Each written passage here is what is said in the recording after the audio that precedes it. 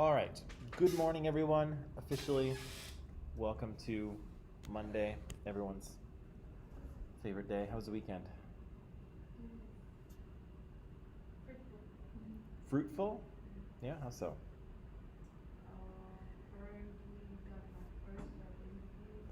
You did? Awesome. Where at?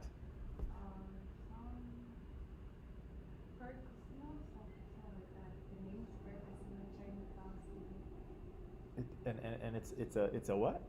Park with a Q though. Park Casino. Park with a Q? Okay. What do they do there? What did you do there? Okay, I'm in charge of the supervising the workers in the parking lot. Okay. So if there's an issue, they come to something like that. You're kind of like the boss. No, I'm not. No? Yeah, no. Okay. Yeah. That sounds cool. It's okay. Does it pay okay? That's good for beginners. Yeah? I think so. That's awesome. Yeah, good for you. Were you nervous for the interview?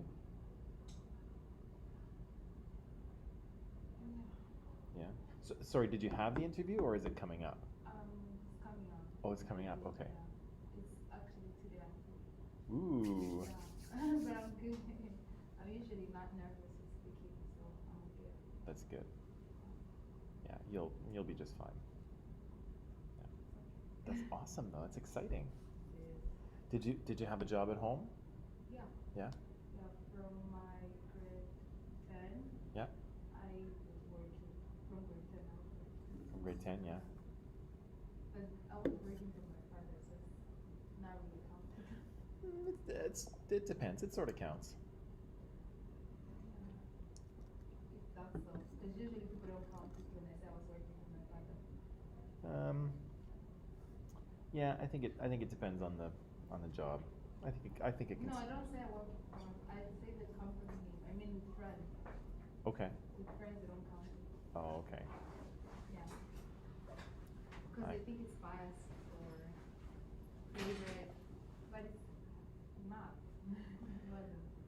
Yeah. No, yeah, I understand. Morning, Andre. Good weekend? Did you get a job? No. No? Come on, man. Okay. That's cool though. Yeah, I'm really excited. It's fair. Yeah, you're gonna do just fine. Um, all right, so very quickly here. So Hamad is here. Good morning, Hamad. Simran is here. Where is she? There she is. Good morning, Simran. Sean is here. Good morning, Sean. Elizabeth is here. Good morning to you. Oasis here. Good morning. Reza's here. Good morning, Reza. Basil's here. Good morning, Basil. And Rafay is here. Good morning to you. So, right.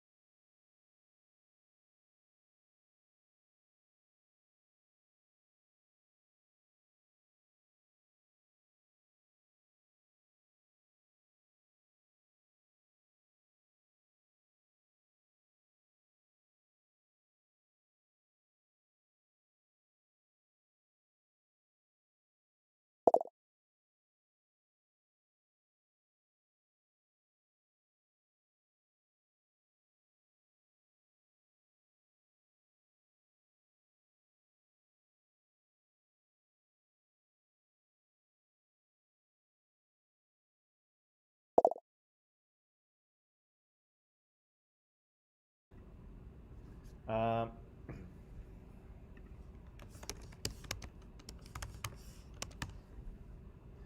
um, yeah, so we said that even though so race is difficult to define, but this is how we're going to define it, right? We're going to say that it's a social distinction and it's based on again, it's based on what we see, right? So colors of skin, colors of eyes, shapes of eyes, how our hair grows, sometimes, the shape of our face or certain facial features.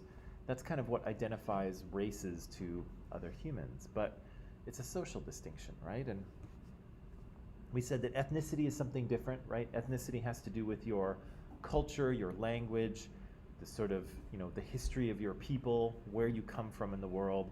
All of that is ethnicity, right? And race is something a little bit different, right? Sometimes they overlap, sometimes they don't. Good morning. So, let's see. Yeah, so I said we often think of race in biological terms, and of course, to some degree, there is a biological component to what we're talking about, right? All of us, our skin colors and our eye shapes and our hair and all that stuff, that's all genetically coded, right? We are that way because of biology. But again, when we look at human DNA strand and the hundreds of thousands of genes and the billions of base pairs that make up this little string of sort of organic chemical, what you find is that there's really not that much difference between humans, right?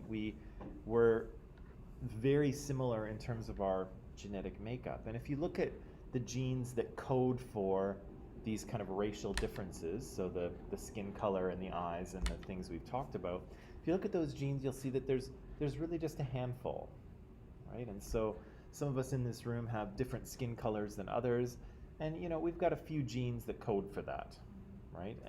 But that's a few genes out of like hundreds of thousands, right? And so really what researchers have discovered is that we're really just not that genetically different from each other, right? And because humans understand the world through their eyes, we might say that, Andre, you and I are a different color, right? And our eyes might be tempted to say, oh, that's a big difference between us, right? But genetically speaking, it's really not, right? Now, culturally and ethnically, we might be very different, right? We might have different beliefs, different values, different ways of doing things, different ideas about what's right and wrong and what sort of things are important and not important. Those may be pretty significant differences between us, right? But biologically speaking, not so much, right? And so that's why we're calling race a social category rather than a biological one, because really they're, and I forget who, maybe it was Raffaele who said it. He said something about the human race, and that is true, right? There really only is one race of humans, and we're all in it, right? Yeah. So again, we share 99% of our DNA with each other, right?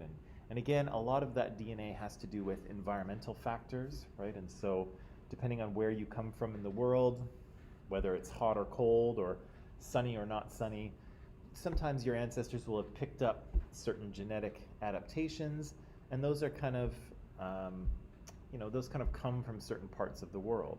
But again, they're still not that significant in terms of difference, right? Yeah, so again, we said that race is a social category. It is not biologically a thing with humans, but of course, humans socially construct their reality, right? And so when humans believe something to be true, it can have a pretty significant effect on society and on the world, right? And so even though race isn't a biological thing, it's still meaningful, right? Because many human beings think that it is an actual meaningful difference, and so it becomes one, right? So here I introduce some terms to you very quickly. White people are the dominant group here in North America and in Europe, of course, and we kind of unfortunately lump everyone else into peoples of color, right? And so dominant group is white people, minoritized group is kind of everyone else. And again, that's not a really good categorization for these people because there's a lot of different experiences, right? To be, black in America is not the same as being indigenous in Canada, right? Or to be Asian or South Asian in, good morning, in Canada or the US is not the same as being black, right? And so these are really kind of different experiences, and we kind of just put everybody in one bucket. So this is not a great term, but it just kind of helps us talk about these things. And again, you'll see people are using the acronym BIPOC as well. So they're using this. I can put my own comments up there too, that's cool. They're using this acronym. So they're using Black and Indigenous People of Color. So they're kind of saying all people who are not white, but they're kind of putting extra emphasis on people who are black and people who are indigenous, right? I guess that's a little bit better than just people of color. But again, there's a lot of different experiences, right? It's just like when we talked about people with disabilities, right? People in that disabled group, there's a lot of different people, right? Different experiences, different challenges, and it's kind of the same thing here, right? People are, within that category, there's a lot of distinct different people, right? Okie dokie. So on Wednesday, I asked you to read this article, right? Understanding Racism. And I think we probably got partway through it, but I think I might have stopped you before we got all the way just because we were running out of time. Is that what happened? Does that sound familiar? It was so long ago, right? So I asked you these questions as well.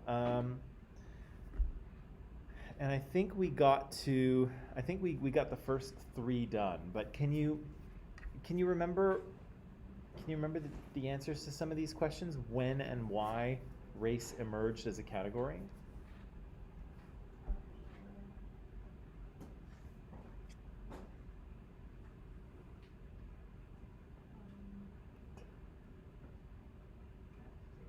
Okay.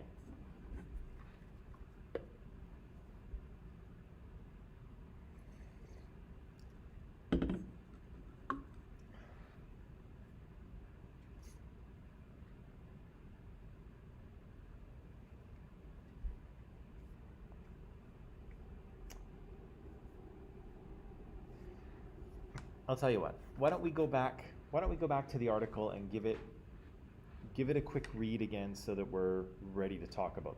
Oh, you got it? Yes.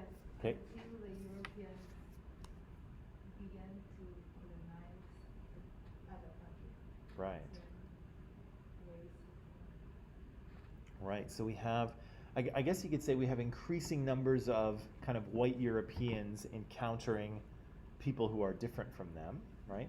But also the colonization aspect is important, right? Because again, if Europeans are going to go to other countries and enslave these people and take their stuff, then there has to be a reason for that, right? You have to be able to explain, why do you get to do that, right? Why do you get to just take other people's things? And again, this ideology develops that, oh, well, these people are less, right? They're not intelligent, they're not moral.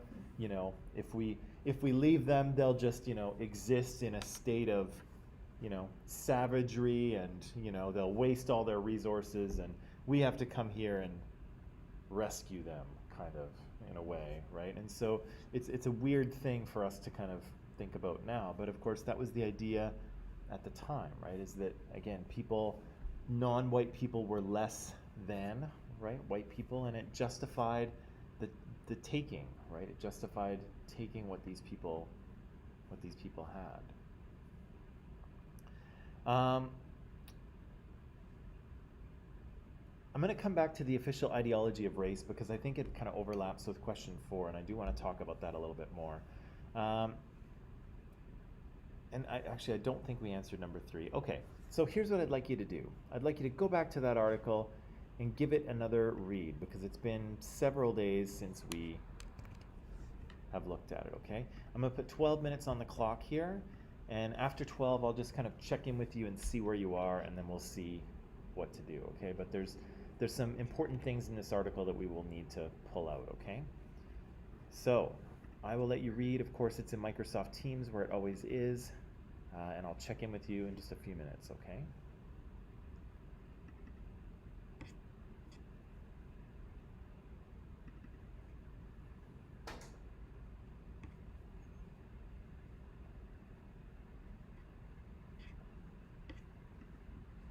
Oops.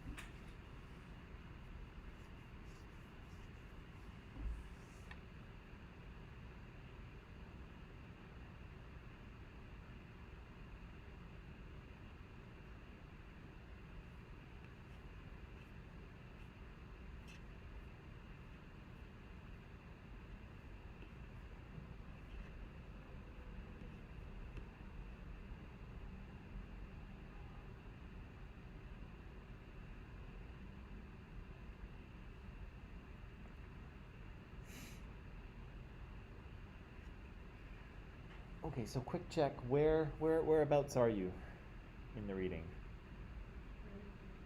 What's that? Third page? Okay,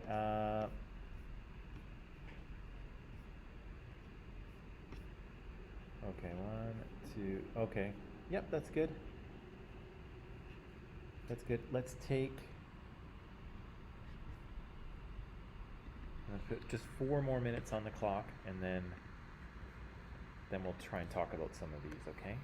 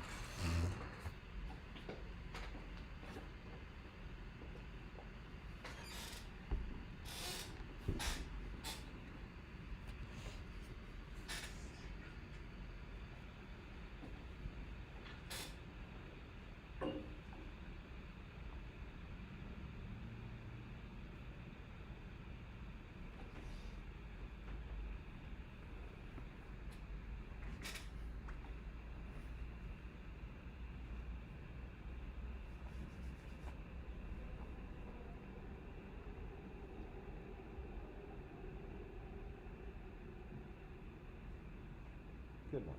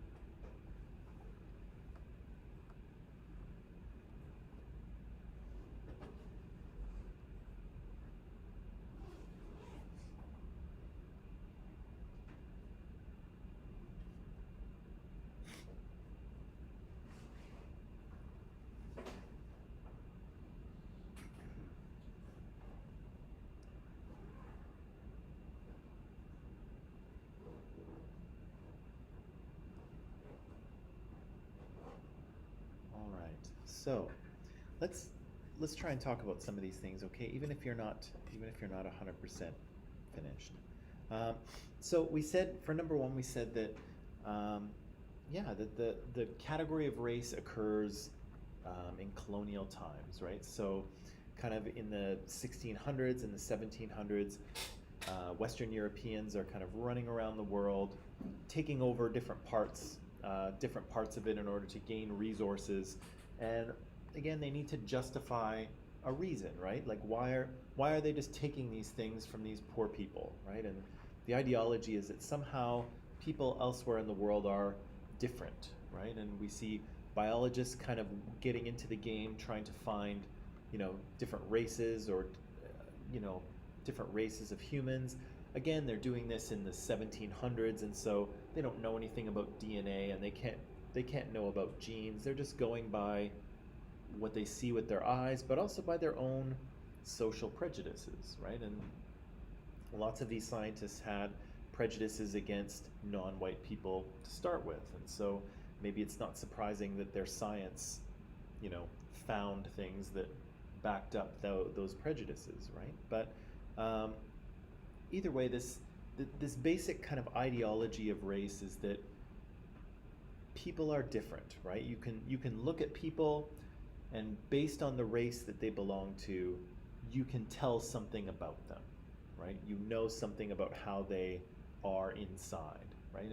And again, remember, that's kind of what we said. That's kind of how all stereotypes work, right? I see something with my eyes, therefore I know something about you, right? And again, it's not, those things are often not true, and they're definitely not true for this either, but that's the basic ideology of race, right? Is that you can look at someone, you can identify their race, you can tell something about them based on that, and that some races are inherently superior to others, right? And again, none of that is correct, right? None of that is true, but that's the ideology of race, right? So what beliefs are shared by race-based societies? And I think there was 5 of them. 1, 2, 3, 4, 5. What's the first one? They were lettered.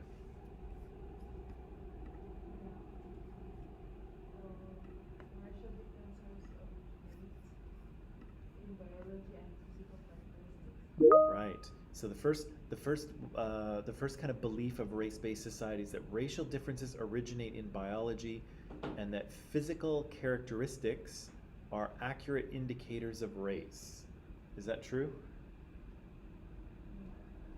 No, right? Certainly differences originate in biology, right? So skin color is a biological difference, but again, do certain races behave in certain ways?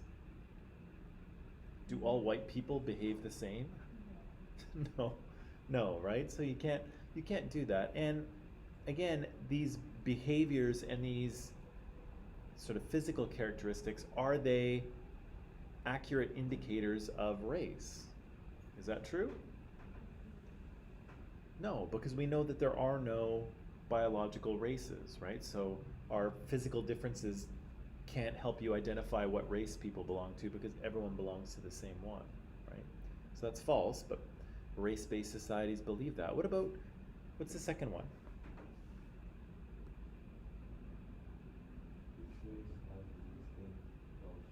Ah. Example, language, dress, music, dance. So it's also related to biology. Interesting. Each race has a distinct culture, language, dress, music, dance, whatever, that is linked to biology. Is that true? How is culture linked to biology? How is culture linked to biology? Not, right? What do we know about human cultures? How do you get your good morning? How do you get your culture? Huh? The ethnic. Okay, but how did you? Adaptations to the environment. Yeah. So cultures have appeared as adaptations to the environment. And how do you get your culture? Society. Yeah, they teach it to you, right? We said that human beings are born with nothing, right? We don't know anything at all. So it's impossible for culture is not genetically transmitted, right? That's ridiculous, right? But again, race-based societies believe that again, each race has a distinct culture, but that's ridiculous, right? Not only is it not biologically transmitted, but if we say that black people are a race, is there just one black culture? No. No, right? Kind of depends where you go, right? Are you talking about American black culture? Are you talking about an African black culture? And then which one, right? Because, Africa is not one culture, it's many, right? So, but again, this concept, this idea of race, oversimplification is not right. It's wrong, but it makes it so general, right? It's like, oh, the color of your skin, now I know what you're like. And that's ridiculous, right? But again, people believe it. What's the third one? Racial differences are meaningful and unchangeable. Right. Racial differences are meaningful and unchangeable. Is that true? Michael Jackson proved it wrong. What's that? Michael Jackson proved it wrong. Well, yeah, okay. So Michael Jackson sort of physically changed his appearance in order to, I guess, to appear more white, I guess. But are racial differences meaningful, biologically speaking? Biologically. No, right? And are they unchangeable? Well, Michael Jackson did prove that wrong, but it depends. Like, what are you trying to attribute to race, right? Are you trying to say that, people of a certain race are a certain way, right?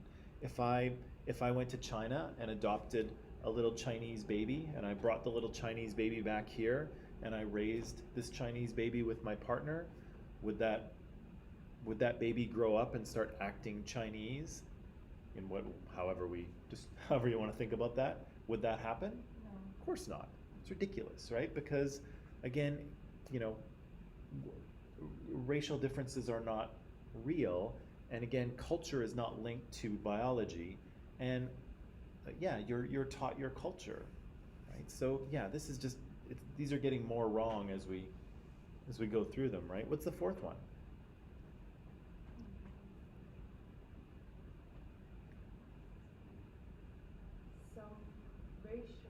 Some races are naturally inferior and consequently. Okay, so some races are naturally inferior. Is that true? How is that possible? How is that possible? Them who define it like that. Yeah, I think. What? Yeah. Define it that way, so. Yeah, like we know that racial differences aren't meaningful in the first place, so that's wrong. But even if they were, Not y- true. they're, yeah, the hierarchy has been created by white people, right? And white people always wind up at the top of it. And how do you define, the best race? Well, it's based on what white people think is the best, right? And so, it's wrong, but it's also, the deck is stacked, right? Like it's rigged. The system is rigged, right? So that's totally wrong. And then consequently, what's the last one?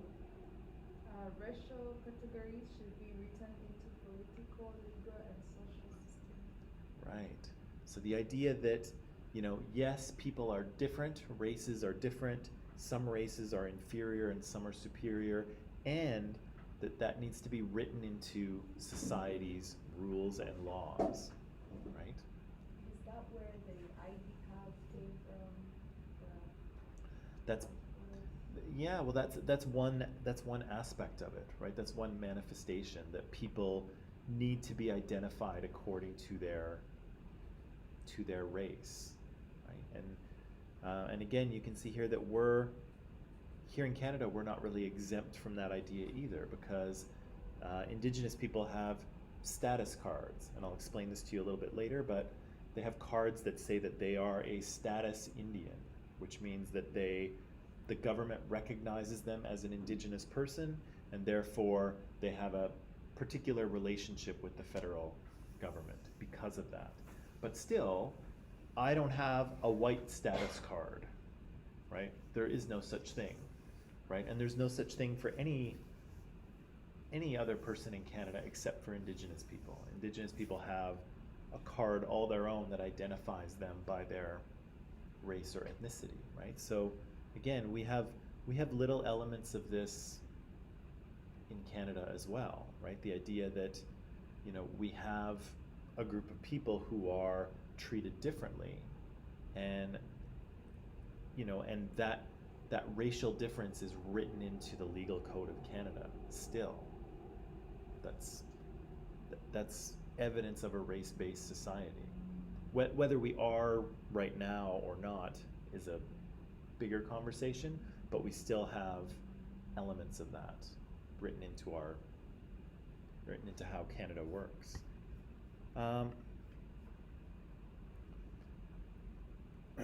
Okay, so those are the beliefs that are shared by race-based societies. I think we know that scientists have confirmed that these racial differences are non-existent, right? Genetically speaking, they're minimal, right? They don't really add up to anything. And certainly there's no kind of behavioral or there's no difference in terms of behavior or morality or intelligence. You can't identify differences of those based on race. It just doesn't. It's just no such thing, right? It's all made up. Now, this is a little bit trickier, but the article identifies a couple of different types of racism, and I think we're familiar with relational racism. So if I can jump ahead, what's relational racism? Didn't get there? Not quite? Yeah. Yeah? Relational. It refers to the context of everyday human relationship. That's social. Yeah. So Relational. yeah. So that's racism in a particular like interpersonal context, right? So that's kind of the racism that we would be familiar with, right? Somebody says a racist thing, or they tell a racist joke, or you know, they discriminate against someone based on race. That's kind of the stuff that we're familiar with, right? You can see it. It's easy to identify. That's kind of the racism that we, again, are most familiar with. What's structural racism, though? We've been talking a lot about that in society here in the past year or two. What's structural racism? The structure, it's planned, like the one of they're probably okay. The strategies to be done by society, Mm-hmm. written, Yeah. and put in practice. Yeah. That's what I think. Okay. To what I think of it. Sure. So it's done by society. It's written and it's put into practice. Yeah, that's good. Does anyone want to add to that? This idea of structural racism?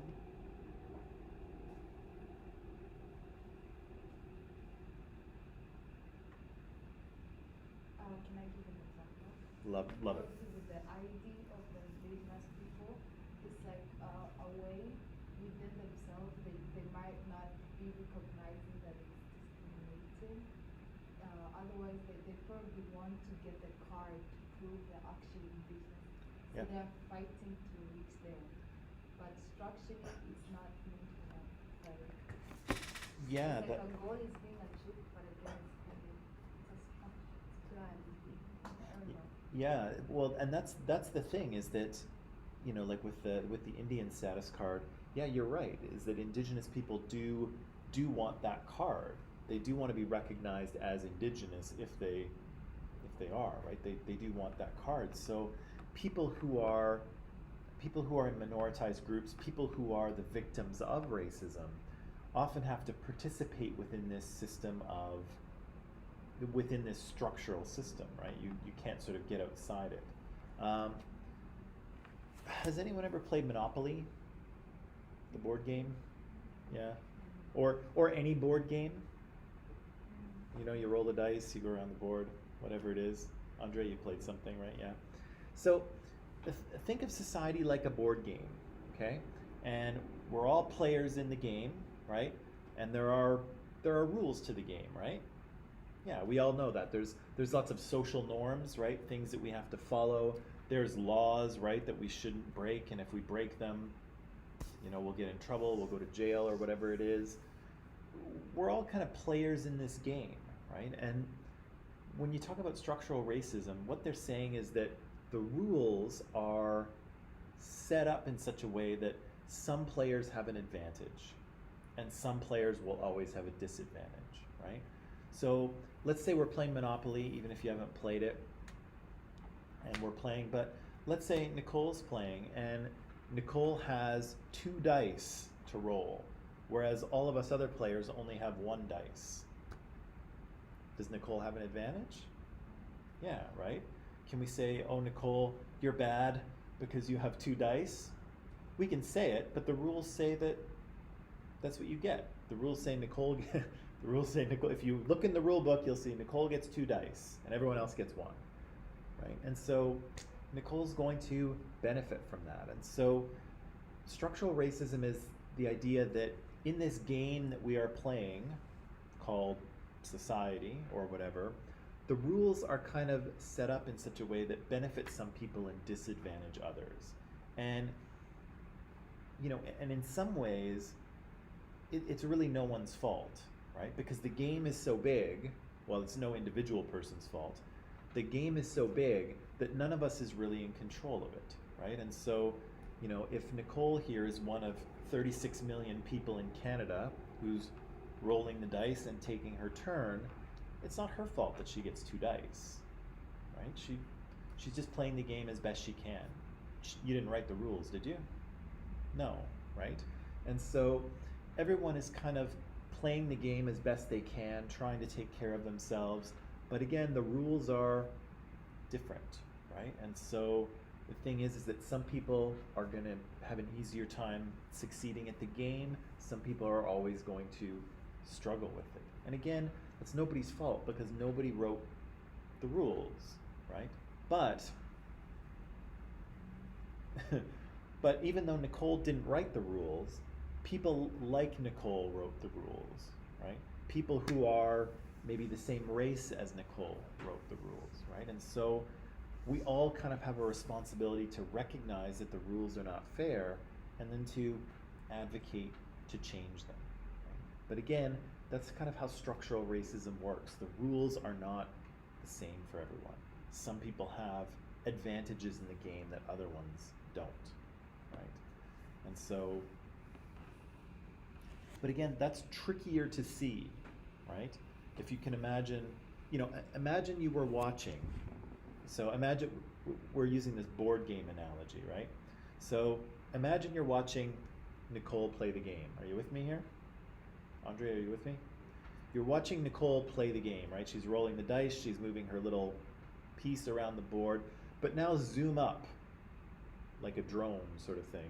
Zoom up and see that not only is Nicole playing the game, but 36 million other people are playing the game around her, right? Everyone's at their own table, everyone's rolling their own dice and moving their own piece, right? And so when I said, oh, Nicole gets to roll 2 dice, that's not fair, she's gonna do better. But then, can you imagine like trying to look at 36 million people and say, oh my God, like who's got an advantage here, right? It's really hard to tell, right? Everyone is just kind of going through life, playing the game, trying to do as best they can, and it's really sometimes difficult to see who has the advantage and who doesn't, right? Do you think Nicole knows she has the advantage if she's sitting there playing at the board by herself? No, right? She's just following the rules and doing what she's supposed to do. But this is why we have to be able to look at numbers, right? We talked about that last week. This is why we have to look at statistics, because when you zoom out and you try to look at 36 million people playing a game, it's not really evident that anything is wrong, right? And so some people will say, no, there's no structural racism. Like, look, right? We're all living in the same world. We're all playing the same game, right? What's the big deal? There's no structural racism. Some people will say that. But again, it's hard to see, right? And that, sorry, I'm answering this question. That goes back to that theory of knowledge, right? The idea that sometimes what we think we see, the truth is not that, right? The truth is counterintuitive. Just like the world appears flat, does it not? Yeah, seems flat, but we know it's round, right? Because we have scientific information that demonstrates that. Similarly with this, right? It may not be obvious, systemic racism or structural racism may not be obvious to your eyes when you just walk around, right? But you can see it in the numbers, right? If you figure out who's succeeding at the game and you see that people like Nicole are always succeeding at the game, then you can start to identify, oh, okay, something's wrong, right? What's going on? Oh, people like Nicole get to roll 2 dice, right? They're going around the board more often. Is that fair? Is that the way we want things to be, right? And in the past, of course, people said yes, that's the way we want them to be, because people like Nicole were in charge of everything, right? And so they're like, yes, we want to be able to go around the board more than anyone else. But, you know, is that what we still want? Right? Okay, do you want to take a little break? A little breaky? We've been working hard. Yeah, okay. Let's take a quick break, and then we'll come back and we'll wrap up this racism article, okay?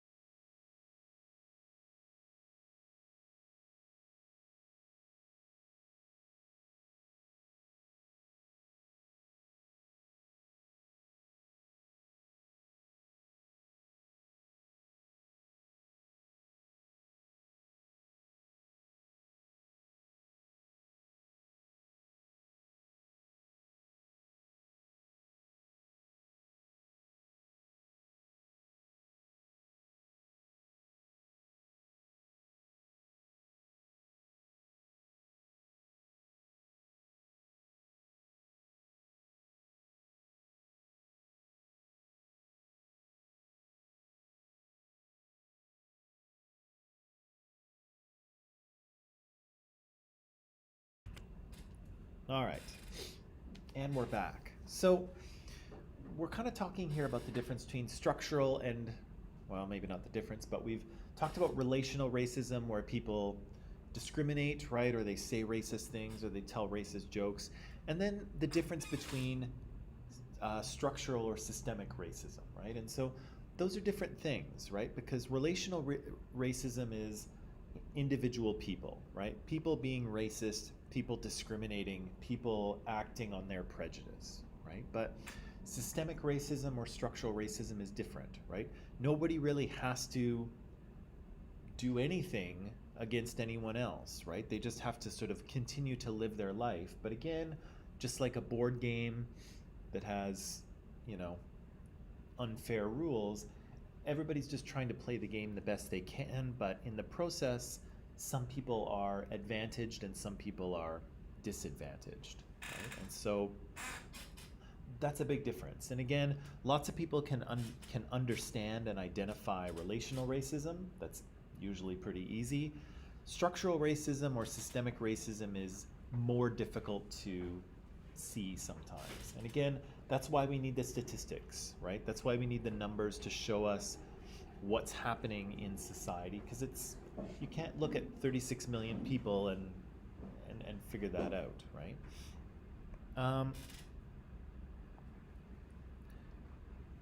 Was anyone able to get to this point, or can anyone offer some answers about number 9, about in what ways have Aboriginals or Indigenous people been socially isolated in Canada? Can you maybe suggest some things? I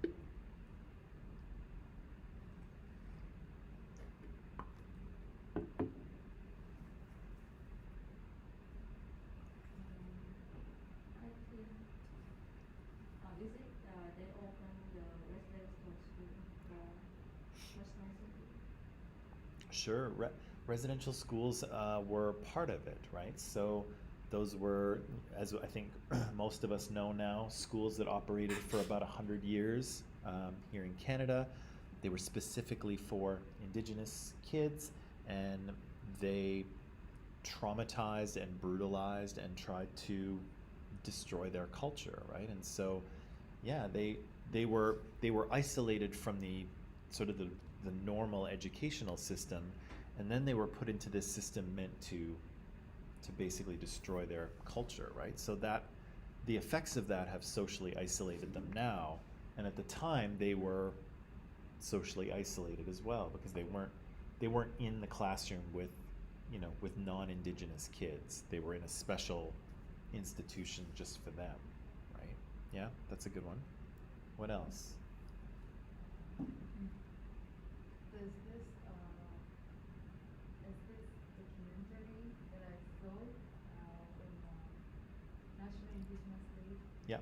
So it was this guy, it was a question, it was like based on a question. It's like, do you think the money that is going to be spent, it was about providing clean water to the indigenous community. Uh-huh. And the guy was asking, do you think that the money they're going to put in to provide clean water is worth it, or it was something like that. So it was some stupid question. Uh-huh. Yeah, so to me it's like they'll be isolated and put far away somewhere that has no clean water, probably it's like far from the rest of the city. So it's like they've been isolated in Yeah. certain communities. Yeah. In many cases there were yeah, so we'll get to this, but part of the land that was kind of left over for Indigenous people were reserves, right? And that was land that was supposed to be for Indigenous people to live on and to use. And I'll explain that a little more tomorrow or the day after. But in many cases, yeah, those reserves have been put far out of the city, and in some cases they were moved, right? When it became inconvenient to have these people where they were pushed further out. But many Indigenous communities they have boil water advisories, which means you can't just drink water out of the tap because it's not treated. You have to boil it.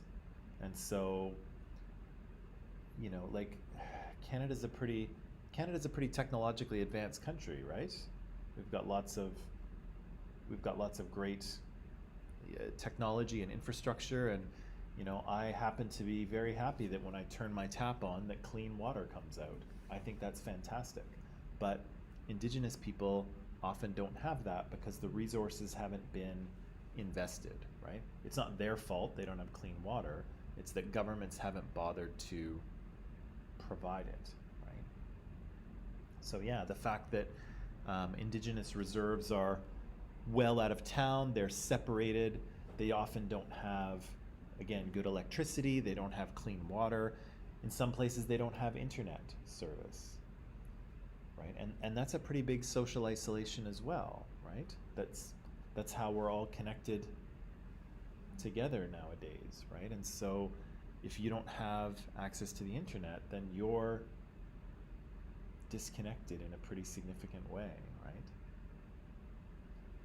Can you imagine? Do you think that having internet now has become or will become a human right? Connection to the what? I think for now, I mean, it's no longer a want, it's a need. Yeah. So one time it become a right. Yeah, it's, you know, 20 or 30 years ago, well, maybe 20 years ago, it was a novelty, right? It was a cool thing. But yeah, now we communicate that way, we send out information that way. If you don't have access to the internet, you're missing a lot of what goes on, right? A lot of the things that people talk about and say, and yeah, you're cut off from it. And so yeah, imagine living in a community where there isn't any, right? Or it's really, really, you know, or it's so slow it's not even worth logging on, right? So here they're saying that exclusion from social production, they were denied opportunities to contribute or participate in social and cultural activities in society. Yeah, yeah, they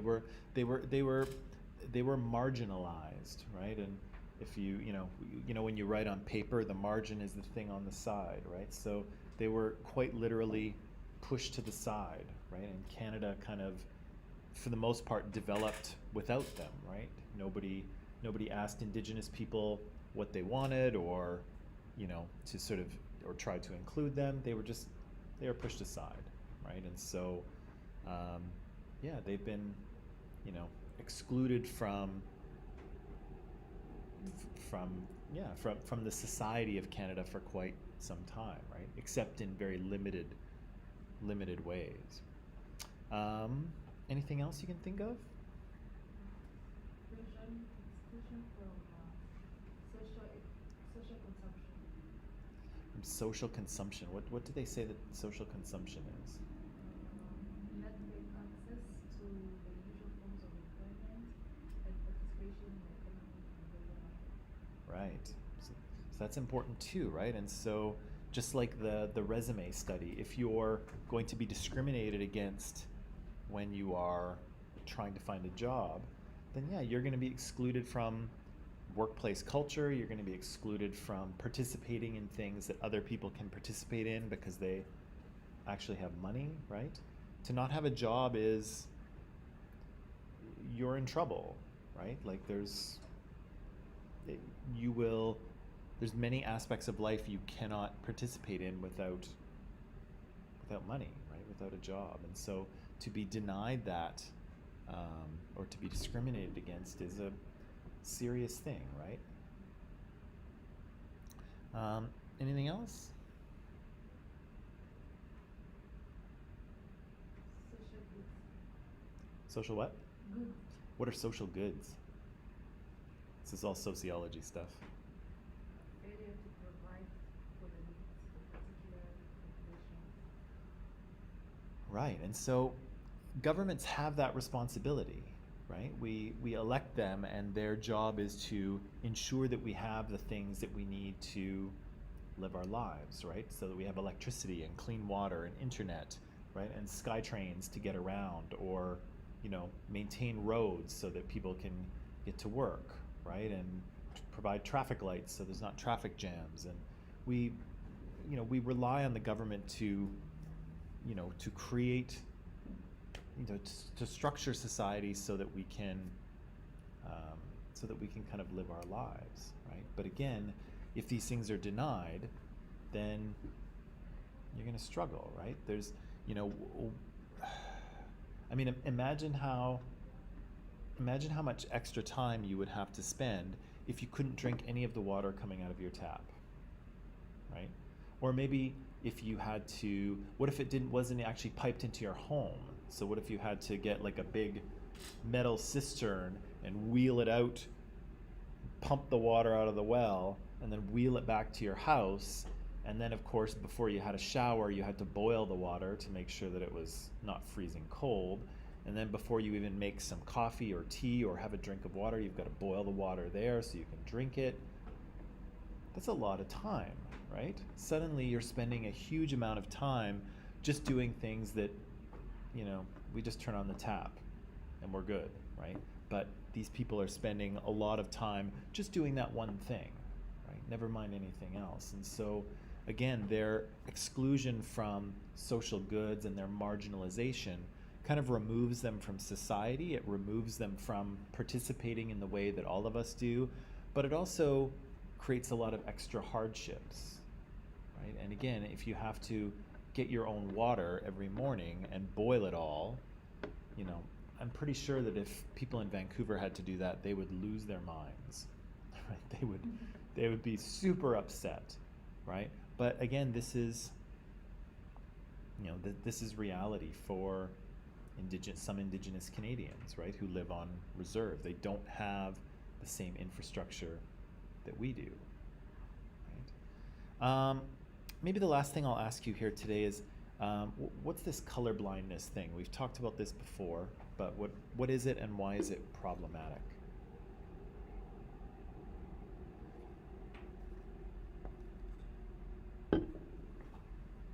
Oh, I don't see color, you guys. Yeah. I don't see it. Why is that? Why does it sound good, but it's really not good?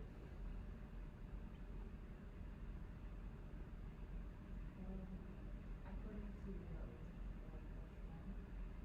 color blindness is like, you don't see color or you're not racist or you're not want to be realized that unknowingly, involuntarily, you are like, you don't know.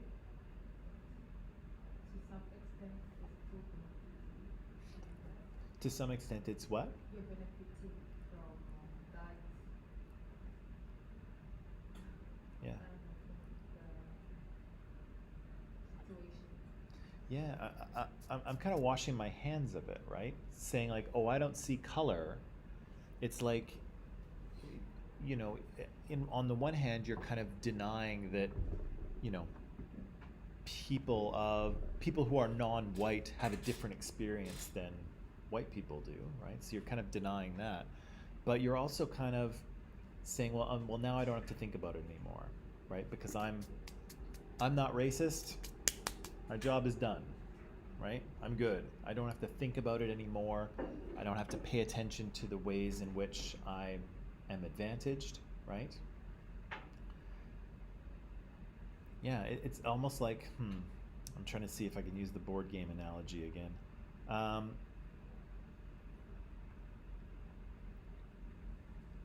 don't know. I don't think it works for this.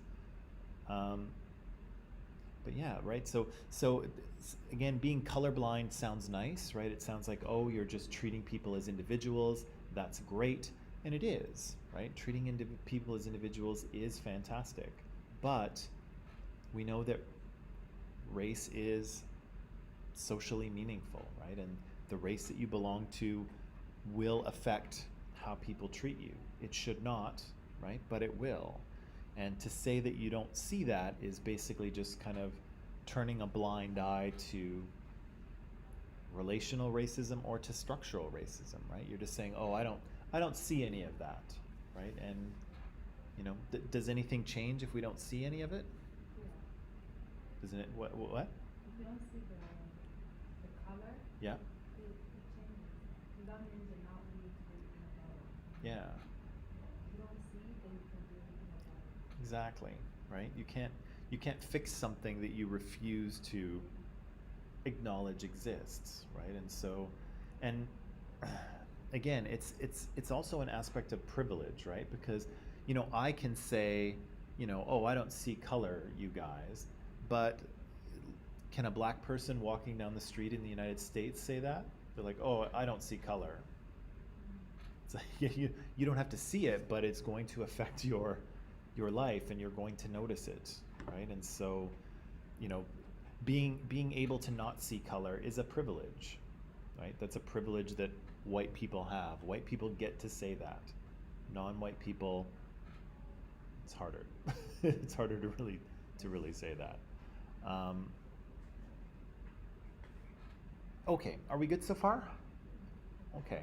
Do you have any questions or concerns or things that are confusing you at the moment, or things you want to say, or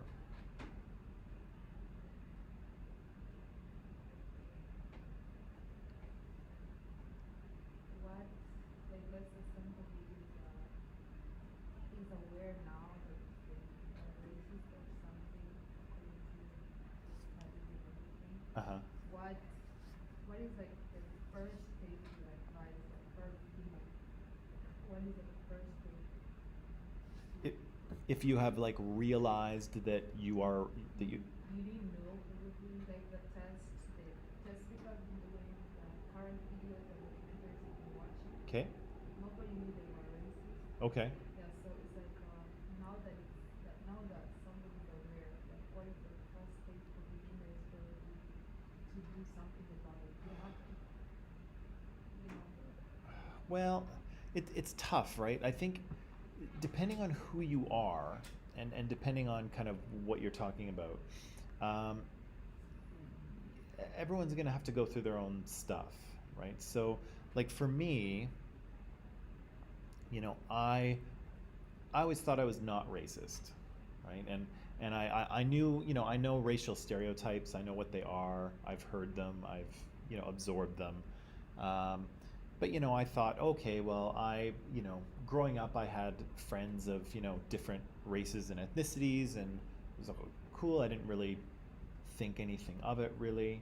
You know, when I was younger, my best friend was, he was brown. So his dad was from Pakistan, and his mom was from Philippines. So he had kind of darker skin, and like I noticed it, but it didn't really make a difference to me. Like I didn't see it as meaningful, and so I kind of grew up thinking, oh, okay, well, I'm good, you know, I'm fine.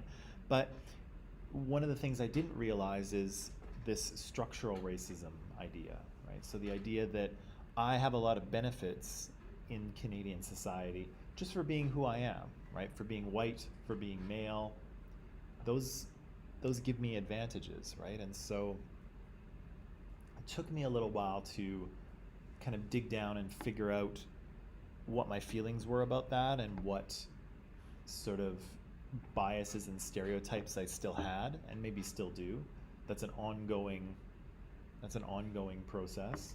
And I think, you know, for most people, I think the best thing you can kind of do is, you know, is reflect on it, right? To think about, you know, what your kind of subconscious ideas are that might be affecting the way you see things, and then talk about it with people, right? That's kind of the best thing you can do. If everyone starts talking about these things, then we start to move the needle forward, right? And again, everyone's going to be, you know, everyone's going to be different. Some people are going to be kind of driven to activism, right? Some people are like, I've got to do something about this, and they're going to stand up out of their chair and they're going to go do something, right? And that's fantastic. But lots of people aren't, right? But I think, you know, the first step is just to try to work through your own kind of things, right? And figure out what your kind of ideas and biases and prejudices are, and where they came from, and then kind of work internally to kind of overcome them. But that's not easy. Sometimes it's a slow process. If you're the member of a dominant group, sometimes it can be associated with a lot of kind of guilt and anger and frustration because you know, it feels like you're the bad guy and you don't want to feel like you're the bad guy. And so it's, yeah, everybody's got to do their own kind of thing. And so, you know, for me, I worked through a bunch of things and I learned a lot. And then I guess what I could say is I teach this course, right? That's the thing that I do. And so, you know, as I come to a better understanding of social justice, I can share it with you guys, right? And I can share it with the online community as I am right now. And that's, you know, nobody can kind of change things on their own, but if everybody's kind of moving in the same direction and talking about it and saying, you know, yes, we understand what this is, yes, we know things are unfair, no, it's not acceptable, right? We need things to change, then things will change, right? Governments will do what the people want them to do, right? If you push them hard enough, they will do it, right? But again, people have to actually understand what they're talking about, and they actually have to want that change, right? And so, you know, I think we're kind of seeing a little bit of that with, you know, we have Indigenous Peoples Day, and we had people kind of talking about, oh, should we cancel Canada Day? You know, the discovery of those burials at the Kamloops Residential School. That's kind of, people are now talking, right? And so, again, you know, will something directly come of this? Who knows, right? Sometimes, you know, people start talking about an issue and then they kind of forget about it for a while. And then something comes up again and they start talking about it. And so it's a bit of a process, right? And so will this, you know, will all the things that we're talking about in terms of Indigenous people in Canada, will they have, you know, will this solve the problem?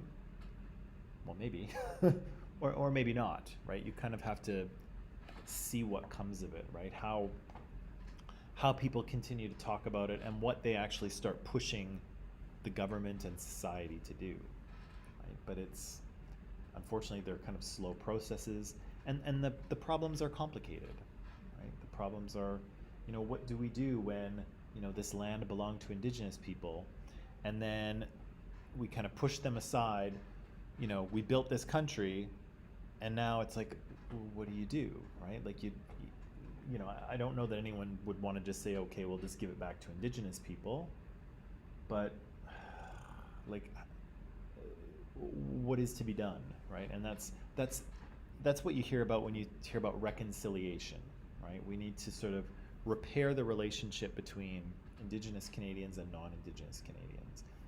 But how to do it and what it looks like once we are reconciled, nobody really knows.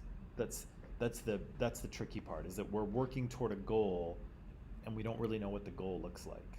And so maybe we'll know once we're there.